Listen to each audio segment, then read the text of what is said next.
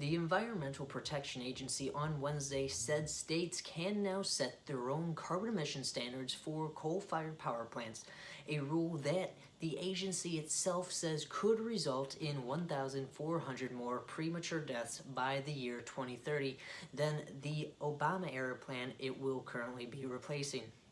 Now, the move fulfills part of President Donald Trump's promise to help rebuild the coal industry, but will likely face court challenges from environmental groups as well as several states who see the rollback as a harm towards clean air and the efforts to fight the current climate crisis.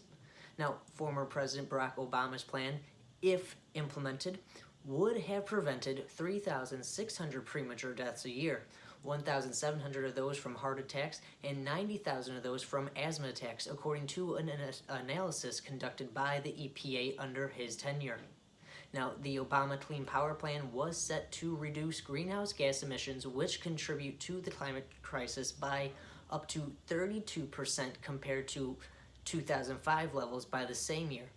Now, we are gathered here today because the American public elected a president with a better approach, EPA Administrator Andrew Wheeler said Wednesday, who has ties to the coal industry. Remind you, conflict of interest? Possibly. In an initial announcement about the proposal last summer, the Trump EPA labeled Obama's plan as overly prescriptive and burdensome. Instead, the administration says the plan's rule instead empowers states, promotes energy independence, and facilitates economic growth and job creation, the release stated. Now, Obama's Clean Power Plan was challenged by several lawsuits from the industry groups and conservative-led states. In 2016, the Supreme Court blocked the regulation, but some plants had already started to work on reducing their pollution. The new plan, which the EPA is calling the Affordable Clean Energy Rule, is designed to boost the struggling coal industry, but also will likely increase carbon emissions nationwide. The EPA argues that any comparison to the Obama rule is incolorous because it was never implemented. In a statement, they said that the Affordable Clean Energy Rule, ACE, gives states the regulatory certainty they need to continue to help reduce emissions as well as provide affordable and reliable energy for all Americans, Wheeler said. Continuing that unlike the CPP, the ACE rule adheres to the four corners of the Clean Air Act. EPA sets the best system of emission reductions, and then the states set the standards of performance themselves. But it's also unclear how much of the industry can benefit as it faces competition from cheap natural gas as well as the rise in renewable sources. United States coal consumption has plunged 39% to the lowest level in 40 years, according to the United States Energy Information Administration.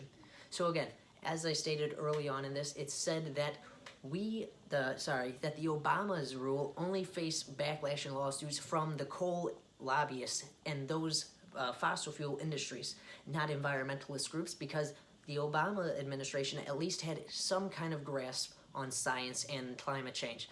Here they're talking about the Affordable Energy Act. Yeah, it might be affordable for the energy companies, but the long run, the damage that these coal industries are doing to our environment are much more costly to us. So we need to make sure that we are holding our officials and elected officials accountable and demanding that they keep intact this plan so they do not further the destruction of our environment while the corporations continue to profit off of the destruction and we live in their wasteland. That's all for this video. Please make sure you hit that subscribe button and give this video a thumbs up if you enjoyed what I talked about. Now, if you'd like to support the show, well, just remember you can visit the Patreon link below in the description and become a $3 or $5 monthly donor to the channel. Thanks for watching this video, and as always, this has been your Daily Ember.